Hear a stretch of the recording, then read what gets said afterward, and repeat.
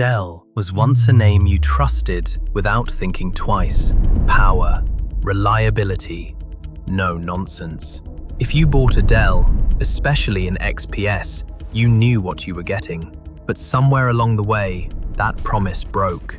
Dell didn't just lose customers, it lost its identity. And the most painful part? It happened because Dell tried too hard to be Apple. XPS stands for Extreme Performance System, a name that goes all the way back to 1993. Back then, XPS machines were massive tower PCs. They weren't pretty, but they worked. They were fast, dependable, and practical. That reputation followed Dell for years. Even as laptops took over, the XPS line stayed true to that idea.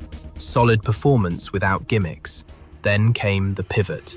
In 2015, Dell relaunched XPS as a sleek, modern laptop line meant to go head-to-head with the MacBook. And at first, it worked. These machines looked great and delivered real power. For a while, the XPS was the best Windows alternative to Apple's laptops. Many people, including longtime fans, loved them. But in 2022, Dell released the XPS 13 Plus, and that's where the cracks started to show. On the surface, it looked incredible. Ultra-thin, edge-to-edge keyboard, seamless trackpad, a stunning OLED display. Inside, a monster CPU that didn't belong in a laptop that thin. Dell had shoved extreme specs into a body that simply couldn't handle the heat. And to make it fit, they made some strange choices. Physical function keys were gone, replaced by a touch bar.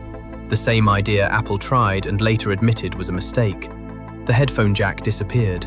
Ports were cut down to just 2 USB-C connections. Minimalism had taken over, and usability paid the price.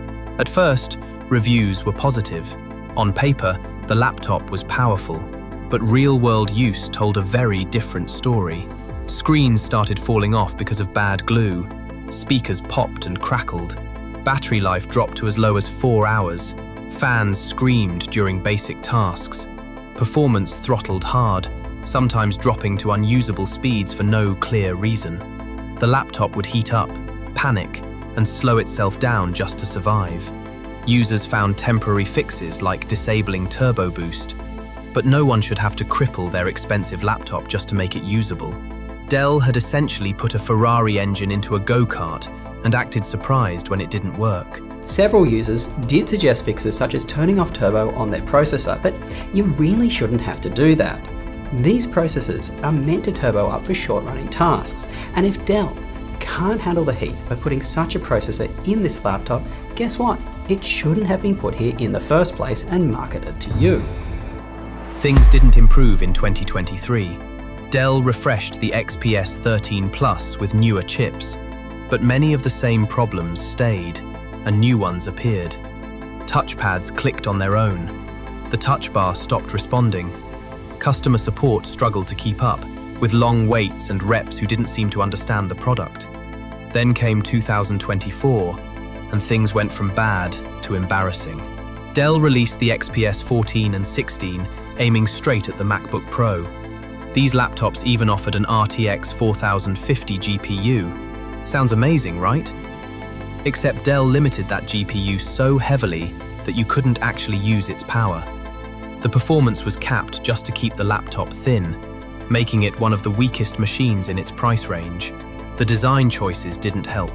Keyboards got worse.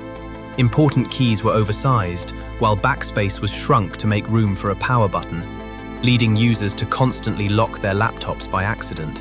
The escape key lived on a touch bar again, proving Dell hadn't learned from Apple's mistake. And the price? A fully loaded XPS 14 cost more than a comparable MacBook, and even more than some gaming laptops that completely outperformed it. Customers didn't complain loudly, they just left. Market share slowly slipped. The XPS brand, once respected, lost its meaning. Extreme performance had turned into style over substance. In 2025, Dell made a shocking move. It killed the XPS name entirely. Along with Inspiron and Latitude, everything was rebranded into simple tiers like Dell, Dell Pro and Dell Pro Max.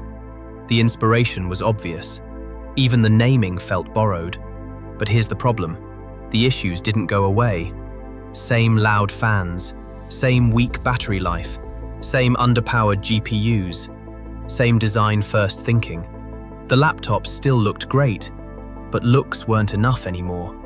Premium laptops today are judged on execution, not promises.